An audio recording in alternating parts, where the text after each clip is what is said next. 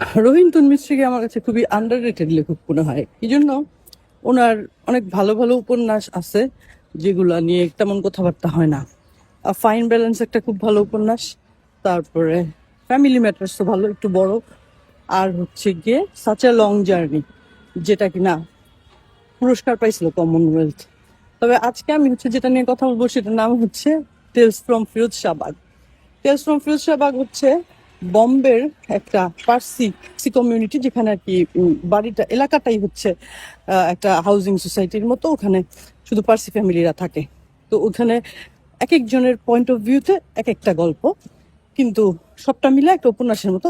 উপন্যাস যেভাবে একদম শুরু থেকে শেষ পর্যন্ত একটা স্টোরি লাইন বলে, ওরকম না, আলাদা আলাদা স্টোরিগুলো বলছে, কিন্তু রিকারিং ক্যারেক্টার, একই ক্যারেক্টার, তার এর গল্প আসতেছে ওর গল্প আসতেছে এরকম।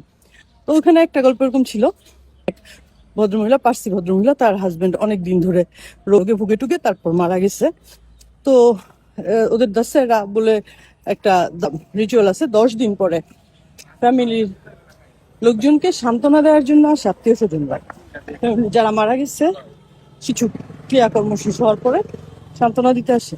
তো যে মহিলার হাজবেন্ড মারা গেছে সে হচ্ছে মনে মনে ভাবে যে তার ভাইগনা কানাডা থেকে তাকে একটা টেপ রেকর্ডার দিতে চাইছিল, সেই টেপ রেকর্ডারটা নিলেও ভালো হইতো, কারণ কতদিন অসুস্থ ছিল, কেমনে সে বুঝলো, কবে মারা গেল, ডাক্তার কি বলছিল, আহ হঠাৎ করে মনে হচ্ছিল সুস্থ হয়ে গেছে, এখন আবার কেমনে কি হইলো, এত কিছু হচ্ছে গিয়া তাদেরকে ব্যাখ্যা করে করে বলা লাগতো না, ওই রেকর্ডটা, টেপ রেকর্ডারটা ছেড়ে দিলেই হইতো, এরকম তার মনে হয়েছে।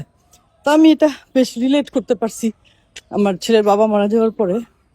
আমি ফার্স্ট একটু মন খারাপ হয়েছে যে আমার 14 গোষ্ঠী মিসিং থাকে, 14 গোষ্ঠীর মধ্যে 14 জন আসলো না সান্ত্বনা দিতে। পরামর্শ ভালোই হয়েছে, সান্ত্বনা দিলে আসলেই তো ওই কিভাবে মারা গেছে, কি হয়েছিল, কোথায় জায়গাটা, কে খুঁজে পাইলো, পানি দেওয়া গেছিল কিনা, কলেমা পড়ানো গেছিল কিনা, নানান কিছু জিজ্ঞেস করতো, তাই না?